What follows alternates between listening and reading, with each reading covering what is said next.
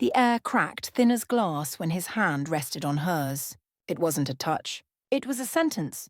The heat pierced through Marina's skin, a slow burn that stole her breath and made the floor of the great hall disappear from beneath her feet. His voice, a restrained thunder, cut through the murmur of silks and the clinking of goblets, and the silence that followed was heavier than any scream. Everyone's eyes, once needles of contempt, were now mirrors of dread. Before we dive into this story, please leave a comment with a rating from 1 to 10 and tell us which city you're joining us from. May this moment bring reflection and emotion to your heart. The rain came from the east, like a promise of dissolution, washing over the dead fields and the stone walls that guarded Orchard Valley. On that grey afternoon, a woman passed through the gates with 3 drenched children and a burden of silence that seemed heavier than her body. Her dress, worn and stained with mud, clung to her legs as if the fabric itself were judging her for having come this far. No servant dared to stop her, perhaps out of pity, perhaps out of the ancestral fear that surrounded the fortress of the master who lived there. Her name was Marina, and she had once been the wife of a soldier loyal to the old regime. Now a widow, those who knew her said she carried in her eyes the same grief that had covered the country since the last war. Her black iron necklace, a simple ring hanging from a faded ribbon, was the only trace of her dead husband. The gesture of bringing it to her lips always before speaking seemed a ritual of resistance or guilt. The children of uncertain ages huddled around her like shadows around a flame. In the great hall, the fireplace burned without warmth. The servants whispered about the request she had made: shelter, food, and the promise that she would work in return. They said the master of the house never received strangers and that there was no charity in his blood. But that night, the wind brought the sound of slow footsteps, and silence fell before anyone could announce his arrival. He descended the steps with the calm of one who needs no proof of power. Count Vaughan, called by some the Alpha Vampire, not for myth but for his aura, was a man whose presence altered the breathing of those around him. The candelabras trembled, and the flames leaned in the direction of his gaze.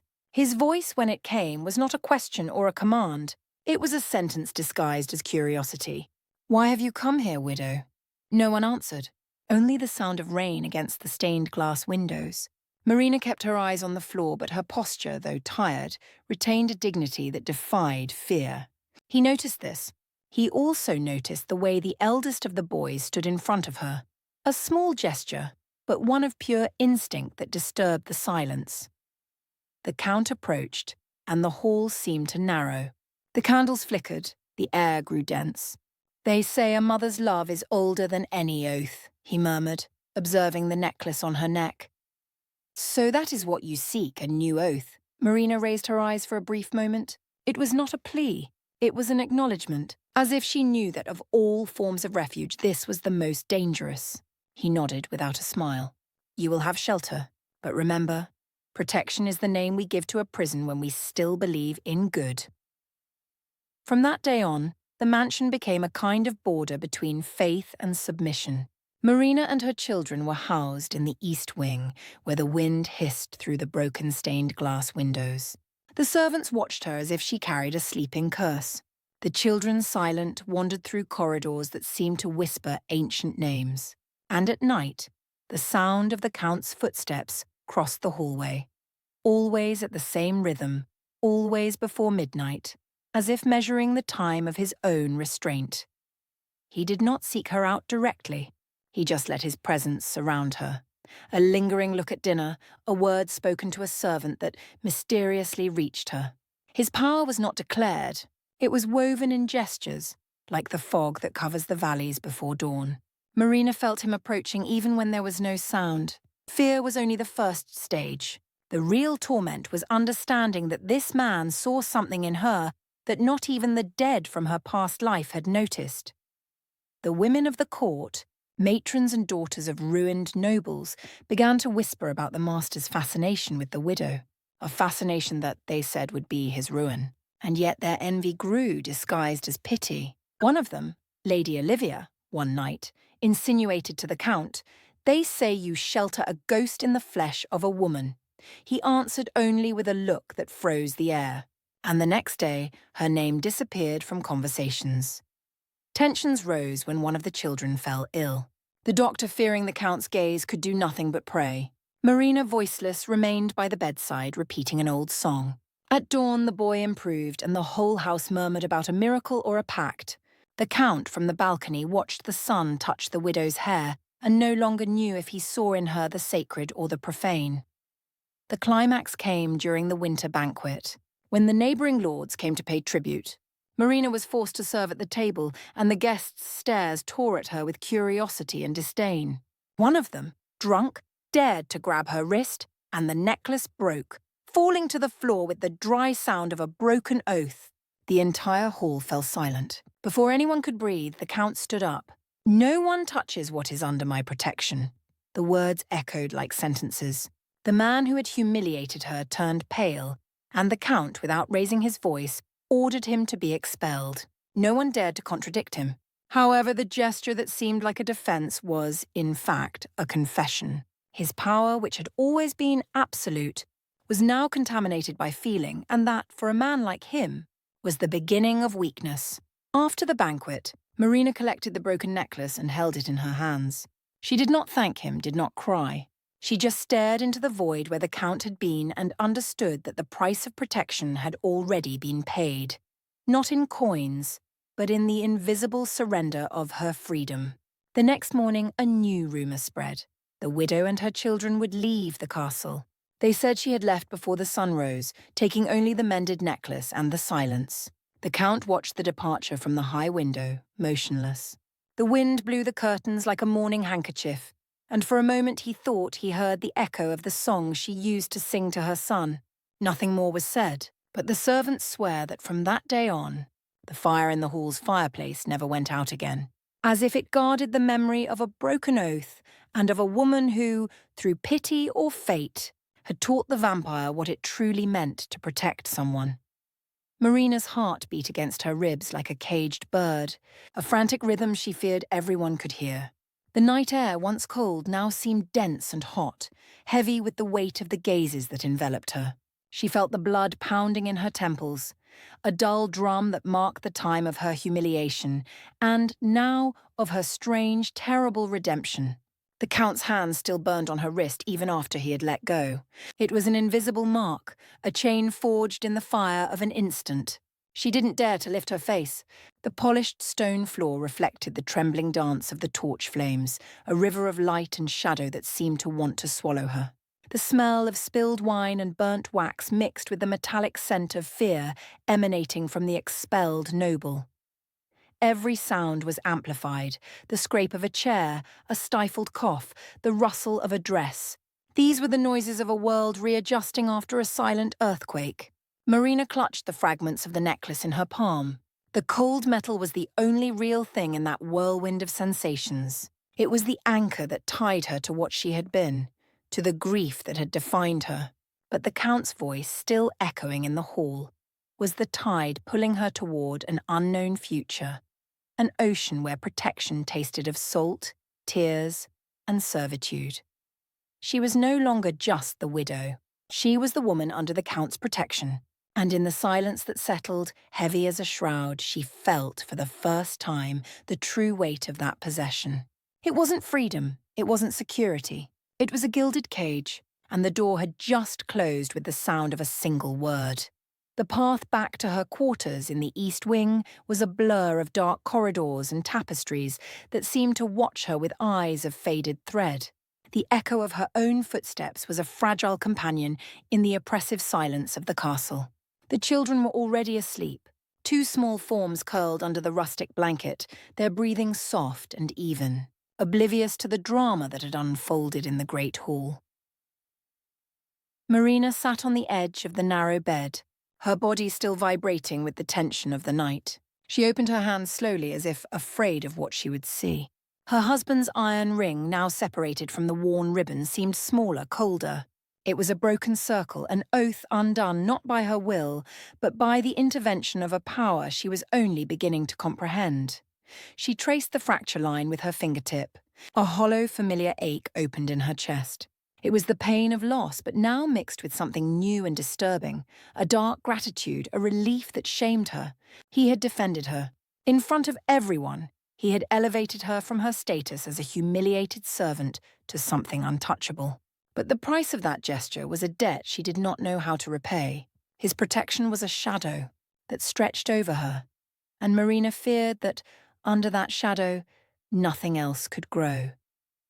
The moon, a sliver of silver in the velvet-black sky, cast a pale light through the broken stained glass window. The light drew patterns on the stone floor like a map of a place she did not recognize. The wind howled outside, a lament that seemed to give voice to her own silent anguish. She stood up and went to the window. The courtyard below was deserted, plunged in deep shadows. The castle's battlements cut across the sky like the teeth of a sleeping animal. Everything in that place spoke of power, of permanence, of an ancient and immutable force. And she, a leaf carried by the wind, had come to seek shelter in the very mouth of the wolf. In the stillness of her room, the Count's presence was almost palpable.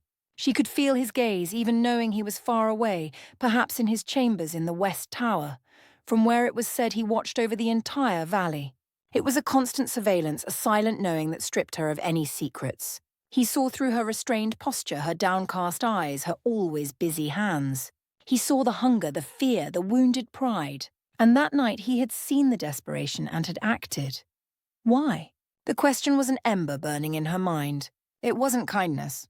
That man did not know kindness. The servants whispered stories of his coldness, of sentences delivered without a single change in his tone of voice. Was it power, then? A demonstration that everything within those walls belonged to him, including the pain of an anonymous widow. Marina pressed the broken ring against her chest. The cold metal was a counterpoint to the heat that still lingered on her wrist, the ghost mark of his touch. Two loyalties at war within her. The memory of the man who had given her that ring and the overwhelming presence of the man who had broken it to protect her. She returned to bed but did not sleep. She remained seated, listening to the sounds of the castle, the distant creak of a door, the whistle of the wind in the cracks, the guttural cry of an owl hunting in the nearby forest. They were the sounds of her new life, the soundtrack of her prison. And, at some point, in the heart of the night, she heard something else. Footsteps. Slow, measured, unmistakable. The sound came down the corridor, the same sound she heard every night, but this time it seemed different, heavier, closer. Marina's heart raced, a runaway beat against her chest wall. She held her breath, her muscles tense. The footsteps stopped, right in front of her door. The silence that followed was absolute, a vacuum that sucked all the air from the room. She waited, for the sound of a doorknob turning, for a knock, for a voice, but nothing came. Only his presence, on the other side of the wood, an invisible force pressing on the very air. It was a silent visit, an assertion of power that needed no words. He was there. He knew she was awake. He knew the effect his proximity caused. The seconds stretched into a torturous eternity. And then, as suddenly as they had stopped, the footsteps resumed, moving away down the corridor until the silence swallowed them completely. Marina let out a shuddering breath that shook her entire body. The tears which she had held back with such force in the hall finally came. Silent, hot, bitter. She did not cry for the humiliation nor for the broken necklace. She cried because in that silence outside her door she had understood. Count Vaughan's protection was not a shield. It was a leash, and he had just shown her how short it was. The dawn arrived like an intruder, a grey, reluctant light seeping through the cracks in the window. It found Marina in the same position, sitting on the bed, her eyes dry and the broken ring still held in her hand. The castle awoke slowly, a stone giant stretching under the weight of the night. The first sounds were of the servants in the kitchen, the distant clatter of pots, the murmur of sleepy voices. For the rest of the world, it was just another day. For Marina, it was the first day of her new existence. An existence defined not by her past, but by the man who now held her future. When she left the room with the children following her like little shadows, she felt the change in the air. The servants who once ignored her or looked at her with contempt now averted their eyes, a curtain of newfound fear and respect on their faces. No one whispered when she passed anymore. The silence that followed her was different, denser, imbued with a caution that was almost reverence. In the servants' dining hall, a place was made for her at the main table, a place that had never been offered to her before. The bread was fresher, the milk more plentiful. They were small concessions, crumbs of power falling from the master's table, but each one was a new bar on her cage.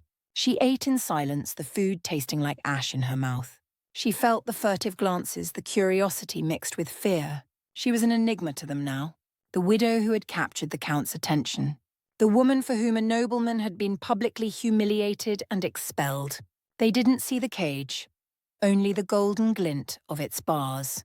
Lady Olivia and the other women of the court did not appear that morning. Their quarters, the whispers said, were strangely silent. Marina felt no triumph, only a cold emptiness. Their absence was further proof of the Count's absolute power, a power that could erase people from existence with a mere glance. And he had used that power for her. The thought was a weight on her soul. During the day, she tried to occupy herself with her usual tasks, mending clothes, cleaning the quarters, caring for the children. But her movements were mechanical, her mind distant. Every corridor seemed longer, every shadow deeper. The castle's architecture, once merely oppressive, now seemed complicit. The stone gargoyles adorning the walls seemed to smile with a secret knowledge. Everything there belonged to him, and now, so did she. In the afternoon, while folding sheets in the laundry, one of the older servants, a woman named Eleanor who rarely spoke, approached her. Her deep, tired eyes examined Marina for a long moment. "The master asked me to give you this," she said, her voice low and hoarse. She held out a small, dark wooden box. Marina hesitated, her hands frozen mid-motion. The box was simple, unadorned, but it felt heavy, laden with meaning. She took it, her fingers brushing against the old servant's. The wood was smooth and cold to the touch. "What is it?" Marina asked, her voice little more than a whisper. Eleanor shrugged, a gesture that contained decades of resignation. "He doesn't say. He only commands." And with that, the old woman turned and walked away, leaving Marina alone with the mysterious box. For a long time she just held it. Was it a test, a reward, a new chain? Her heart beat erratically as she looked for a place where she could open it unseen. She found a small niche in the hallway, a dark alcove behind a threadbare tapestry depicting a hunting scene. There, in the dim light, with the smell of dust and thyme, she lifted the lid of the box. Inside, on a bed of black velvet, lay a delicate silver chain, and hanging from it, her iron ring. It had been repaired. A line of silver, thin as a spider's thread, joined the two broken halves. The joint was almost invisible, the work of a master craftsman. The silver did not try to hide the fracture, but celebrated it, transforming the break into a precious scar. Marina touched the seam with her fingertip. The cold iron of her husband's ring and the new silver of the Count. The past and the present, forged together into a single piece. It was a gesture of such profound cruelty and tenderness that it left her breathless. He wasn't replacing her husband's memory. He was inserting himself into it. He was rewriting her past so that all roads would lead, inevitably, to him. She closed the box with a soft click. The sound echoed in the dark niche like the closing of a tomb, or a reliquary. She didn't yet know the difference, but she knew she couldn't refuse the gift. To refuse would be an act of defiance she couldn't afford. To accept was an act of submission. That night, before going to bed, she took off the faded ribbon from her neck and put it away. Then, with trembling hands, she put on the new silver chain. The metal was cold against her skin, a circle of ice around her neck. And the ring, now with its silver scar, rested on her chest, a weight that was both memory and promise. A promise that, from that moment on, her pain, her loyalty, and her heart no longer belonged only to the past. They also belonged to the master of that castle. When his footsteps sounded in the corridor that night, stopping again in front of her door, Marina's heart still beat fast. But the panic had been replaced by a cold resignation. She brought her hand to the necklace, feeling the outline of the mended ring through the thin fabric of her nightgown. He didn't need to enter. The message had been delivered and received. She was his. Life in the castle transformed into a silent ritual, a choreographed dance around presences and absences. Marina's days were woven with threads of routine and surveillance. She worked, cared for her children, and moved through the stone corridors with a restrained grace that was, in itself, a form of resistance. But beneath the calm surface, a torrent of emotions swept her along. The silver necklace was a constant reminder, a subtle chill on her skin that anchored her to the new reality. She felt the weight of the mended ring with every breath, every heartbeat. It was the symbol of her condition, a woman suspended between the memory of a dead love and the shadow of a living power. Count Vaughan rarely spoke to her directly. His communication was a language of gestures, of objects left behind, of orders transmitted through third parties that subtly altered the course of her life. One day, she found a book of ancient poems on her bedside table, the pages marked at a verse that spoke of stars trapped in dark wells. On another occasion, during a particularly cold morning, a thick woolen cloak, the colour of night, appeared folded at the foot of her bed. They were gifts that asked for no thanks, only acknowledgement. They were the invisible threads with which he bound her, each one stronger than the last. The most intense interactions occurred in the great hall during the evening meals. Now she no longer served. A silent order had placed her at a small side table, neither with the nobles nor with the servants, in a social limbo that isolated her even more. From there she watched him. He sat at the head of the long oak table, a still figure amidst the movement and conversation. His face, often in shadow, was a study in control, but his eyes, when they met hers across the hall, were anything but controlled. In those brief moments, the entire world seemed to shrink, the noise of conversations and the clinking of cutlery fading away. There was only the intensity of his gaze, a force that pierced through her, stripping away every layer of her defense. In these moments, Marina felt a warmth rise up her neck, a betrayal by her own body. Her heart would stumble, her breath catching in her throat. She was always the first to look away, her heart hammering against her ribs, her face burning. It was a silent battle fought every night, a battle she always lost. Her children, oblivious to the complexity of the adult drama, were beginning to adapt. The eldest, Caleb, a boy with serious eyes who had inherited his mother's silent dignity, found a purpose in exploring the forgotten corners of the castle. The youngest, Lily, a girl with hair as bright as the summer sun, discovered a strange affinity with the Count's hunting dogs, who became tame and gentle in her presence. The baby, Ryan, who had been sick, was now robust and smiled at anyone who offered him a kind glance. Their resilience was a balm for Marina's wounded soul, but also a source of anxiety. The castle was becoming a home for them, and a home she knew was the sweetest of traps. The antagonists from before, like Lady Olivia, had disappeared from the court, replaced by a new crop of nobles who treated Marina with a cold, calculated courtesy. Open contempt had been replaced by a venomous curiosity. They watched her trying to decipher her role in this power play. Was she the Count's mistress? A protégée? A prisoner of luxury? The uncertainty made her dangerous in their eyes, and they kept their distance, their words as sweet as honey and as sharp as glass. One day, while walking through the winter garden, a glass greenhouse where exotic plants survived the biting cold of the valley, Marina came upon the Count. He was standing before a black rose, a rare and almost mythical flower that, it was said, only bloomed under his care. His presence filled the humid air of the greenhouse, making it heavy and difficult to breathe. Marina froze, her heart leaping. She wanted to retreat, to disappear into the shadows of the giant ferns, but her feet seemed rooted to the stone floor. He turned slowly, as if he had sensed her presence from the moment she entered. His gaze swept over her, lingering for an instant on the silver necklace that shone against the darkness of her dress.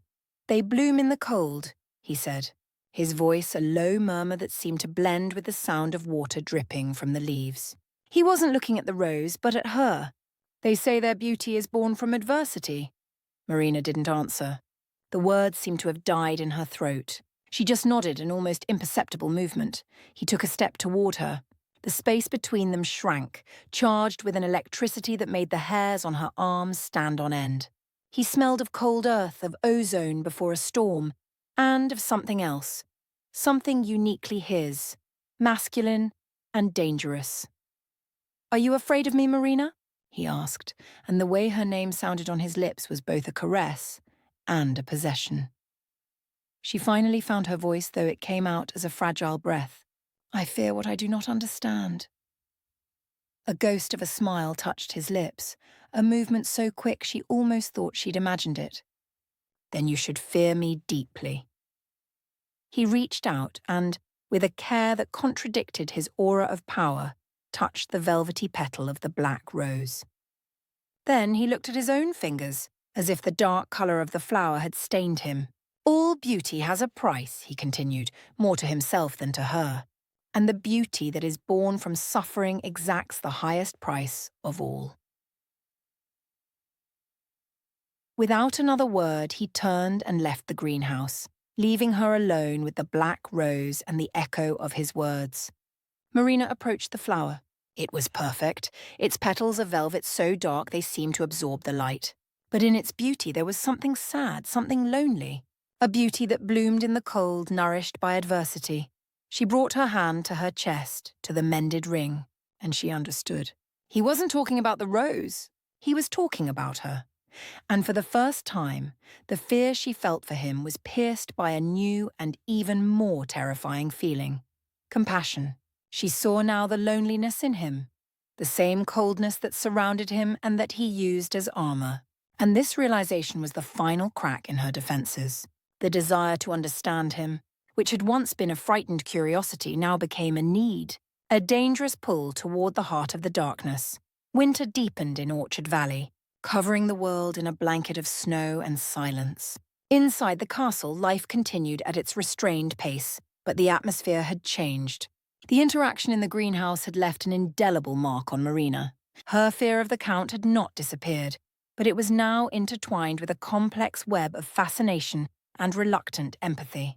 She began to see him not just as a force of nature, a power to be feared, but as a man shrouded in his own darkness, as much a prisoner of that castle and his name as she was.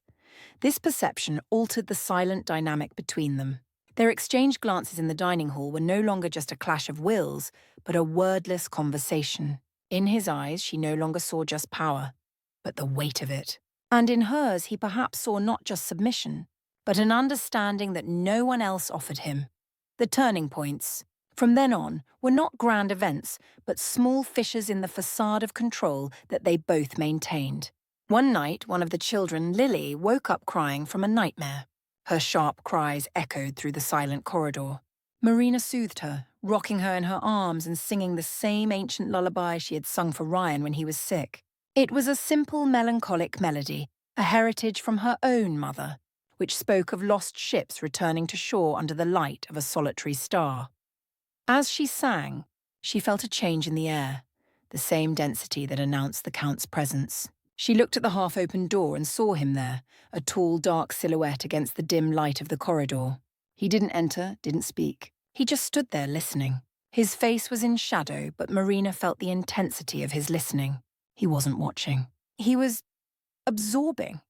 The sound of the song, the scene of maternal tenderness, the vulnerability of that moment. When the song ended and Lily fell asleep again, he was gone, as silently as he had arrived.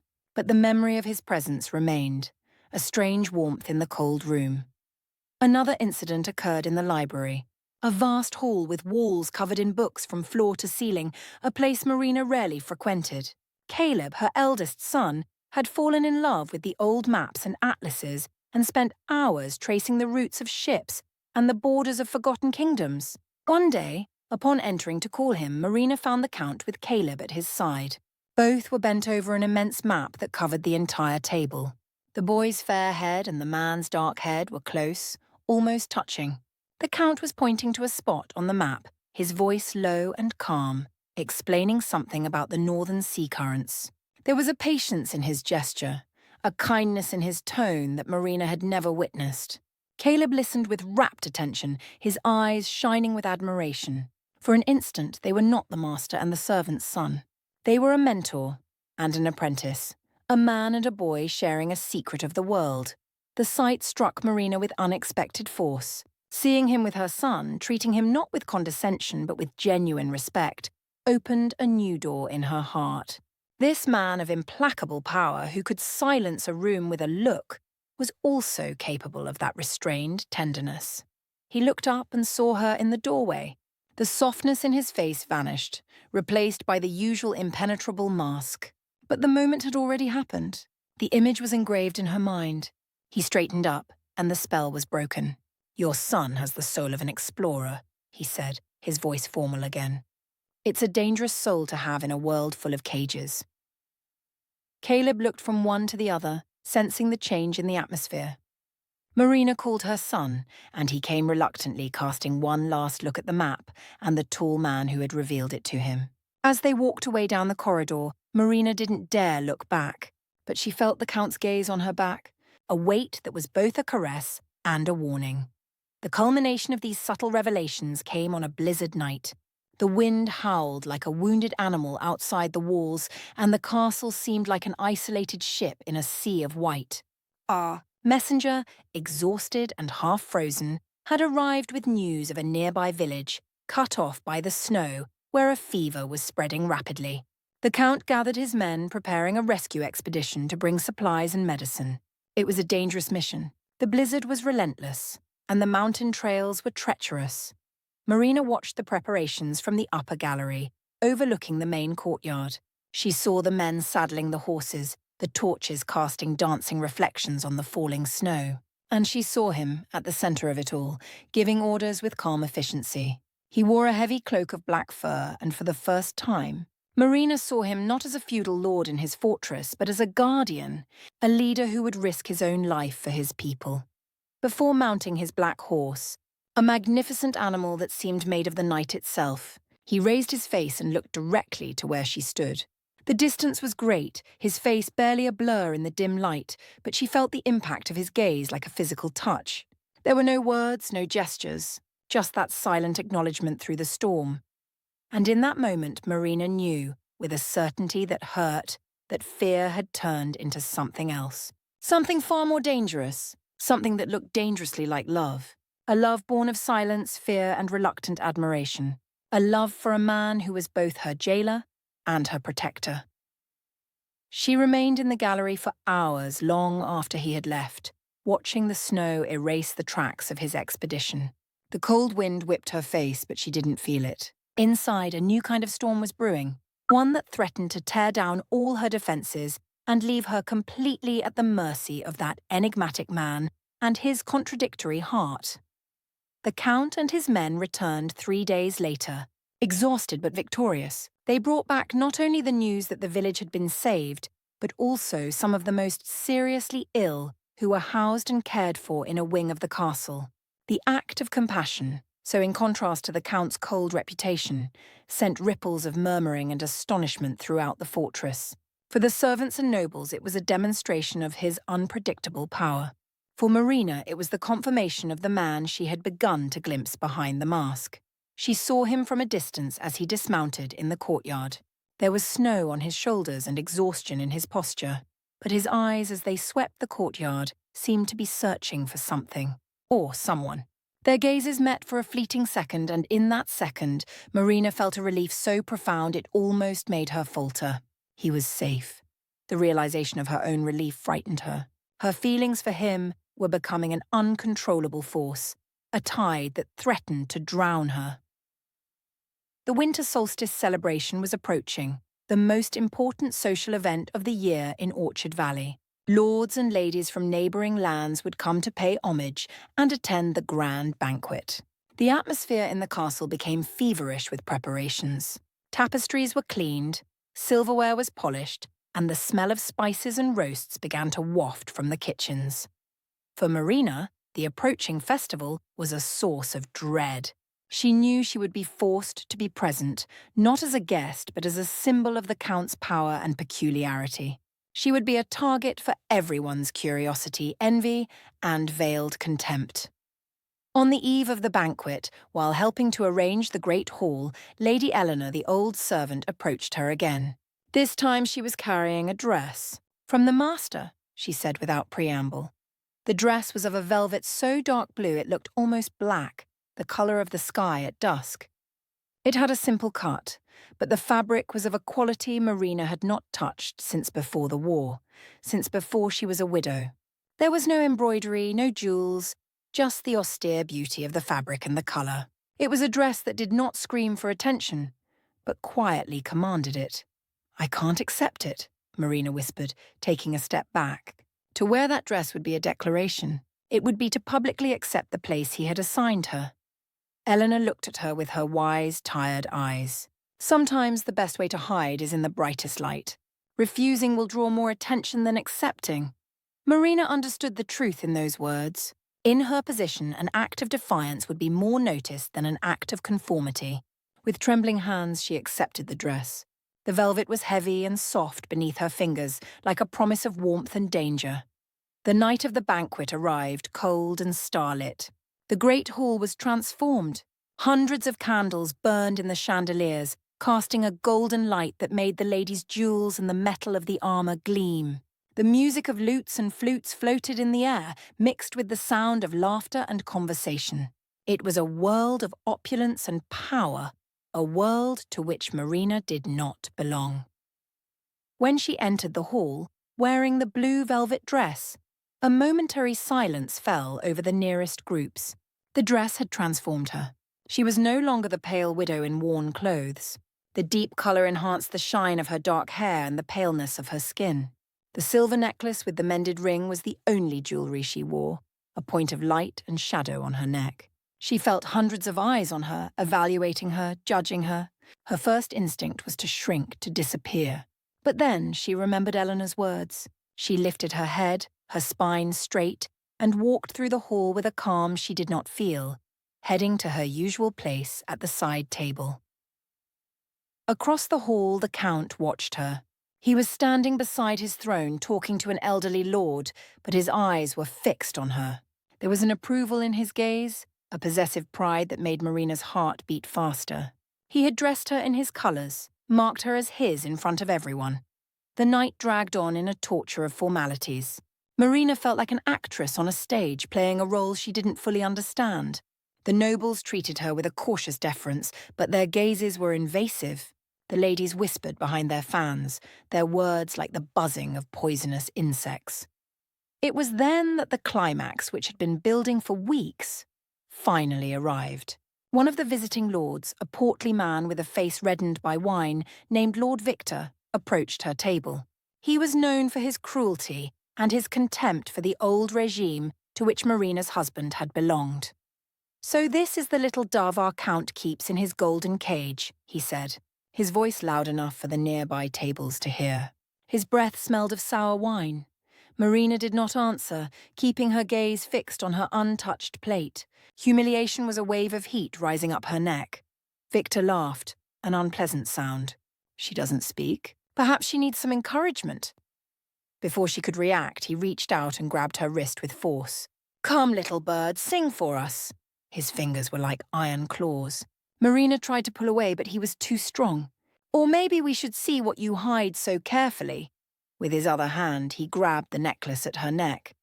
The silver chain, so delicate, did not hold.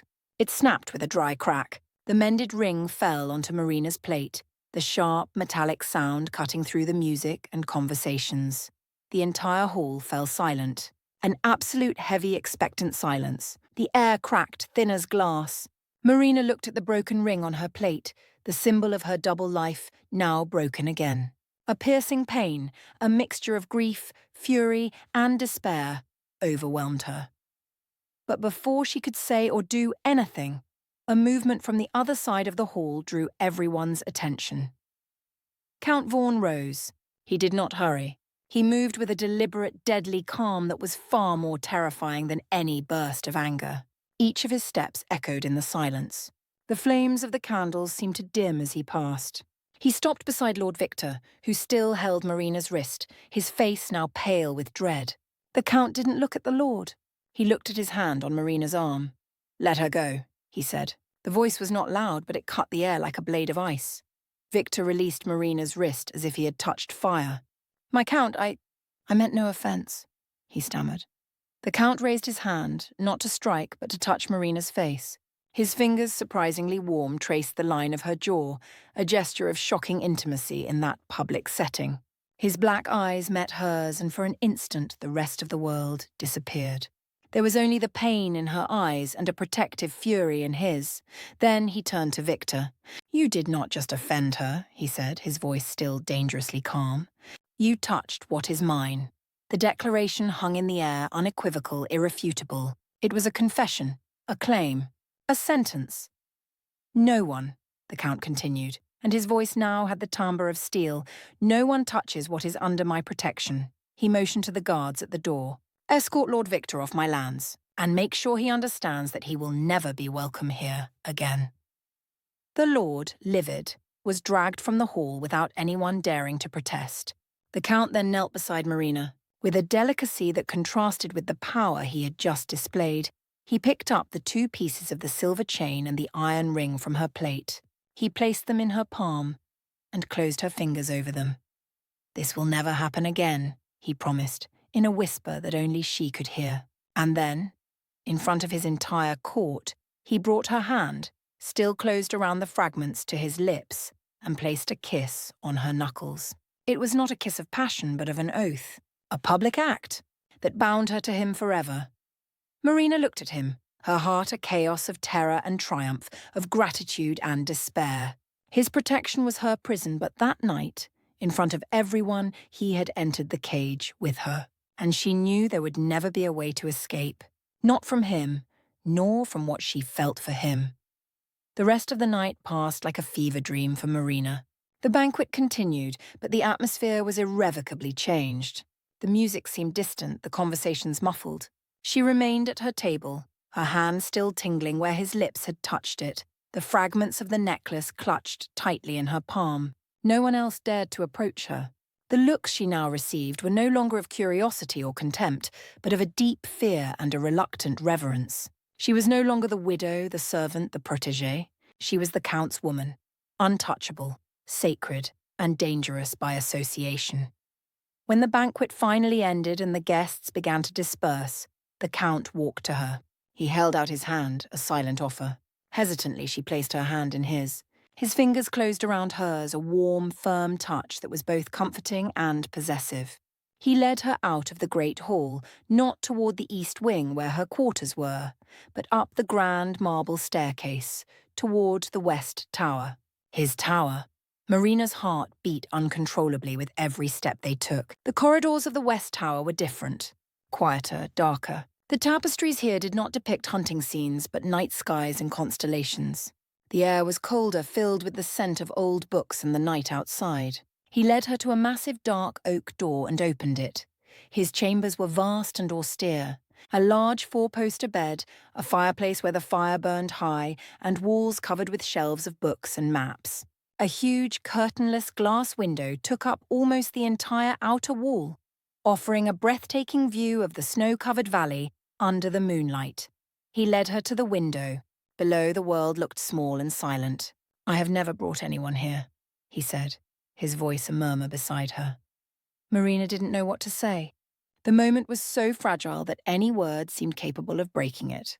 He turned to face her, his dark eyes searching her face in the light of the moon and the fire.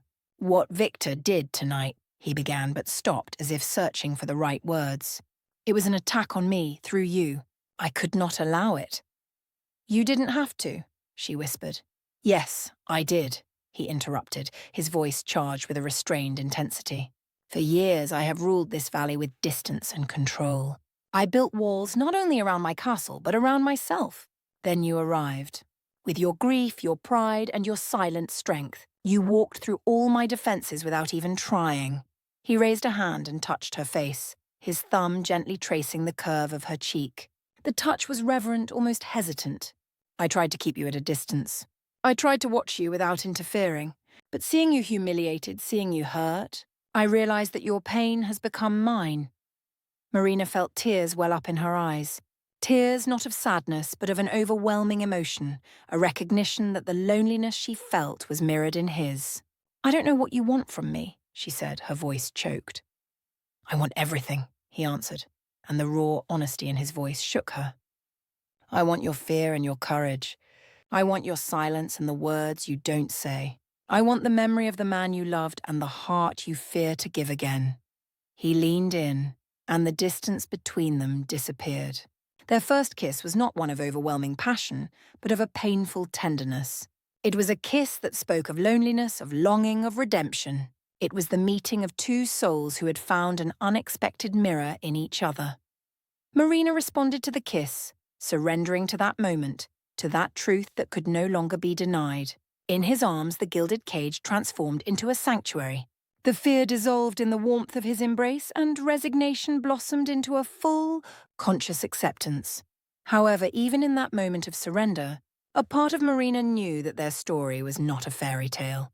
His power, which had saved her, also imprisoned her. Their love, born in darkness and silence, could perhaps only survive there, far from the world. His redemption could mean the end of her freedom. The next morning brought a cold clarity. Marina awoke in the Count's vast bed, wrapped in linen sheets, the warmth of his body beside her. The sunlight on the snow streamed through the window, filling the room with a blinding brightness. For an instant, everything seemed perfect, a dream come true. But reality quickly intruded. The castle below was quiet, but she could feel the ripples from the previous night's event. She had become the center of a new kind of power, a power that was not hers, but that she now represented. The days that followed were strangely sweet and bitter. The Count no longer hid her. She was always by his side, her silent presence a constant in his life. They ate together, walked through the winter gardens, read side by side in the library. He shared with her his thoughts on governing, on the history of his family, on the stars. He treated her as his equal, his confidant, his uncrowned queen. And Marina, for the first time in a long time, felt seen. She felt loved. Her children flourished under this new stability. Caleb became the Count's unofficial pupil, learning about strategy and history. Lily filled the corridors with her laughter, and Ryan took his first steps on the carpets of the great library. They had a home. They had security. But Marina began to realize the price of that security. She could no longer walk anonymously through the corridors. The servants revered her, but they also feared her. The few noble women who remained treated her with a frigid formality. She was more isolated than ever, enclosed in her ivory tower with her dark king.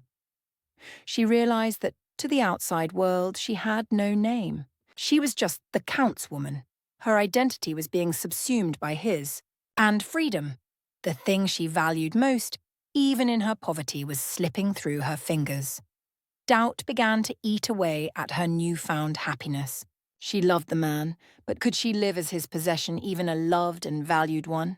Could she raise her children in a cage, no matter how golden? The internal struggle consumed her.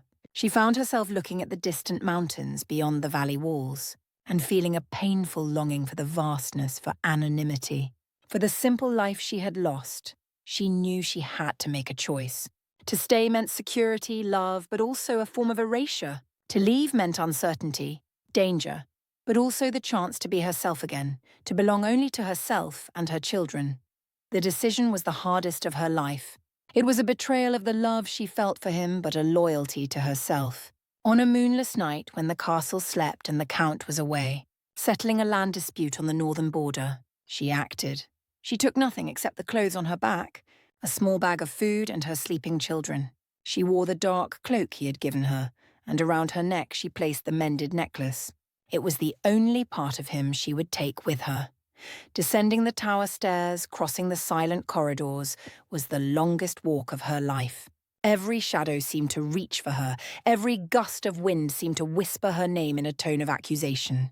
As she passed through the great hall, she stopped for a moment and looked at the fire burning in the fireplace, the solitary flame he always kept lit. It was a fire that held the memory of her arrival and now witnessed her departure. A sleepy guard at the gates, a boy she had once helped, pretended not to see her pass. It was the only act of kindness she received in her escape. Once outside the walls, she did not look back. She walked through the snow, following the road that snaked out of the valley, the cold air burning her lungs. The children, wrapped in blankets, slept in her arms and on Caleb's back. The ending was not a conclusion, but an echo. The Count returned to find his chambers empty, the bed cold, and a silence that was louder than any scream. They say he showed no anger, nor did he order a pursuit. He just stood for a long time at his tower window, looking out at the valley, at the road that led away from him. The servants swear that from that day on, the master of the castle became even quieter, more sombre. The fire in the hall's fireplace continued to burn, a solitary monument to a broken oath and to a woman who had taught him what it was to protect, what it was to love, and finally, what it was to lose. Marina was never seen again in Orchard Valley. Her story became a legend, whispered on winter nights. The legend of the widow who tamed the heart of the alpha vampire and then abandoned him. But for those who paid attention, the story was more complex. It was about a woman who chose herself, a woman who, having known love in the heart of darkness, found the courage to return to the uncertain light of freedom, carrying with her not the chains of a king, but the silver scar on her own heart. If this story found a mirror in your soul, leave your comment and share. Sometimes what hurts us is what makes us most human.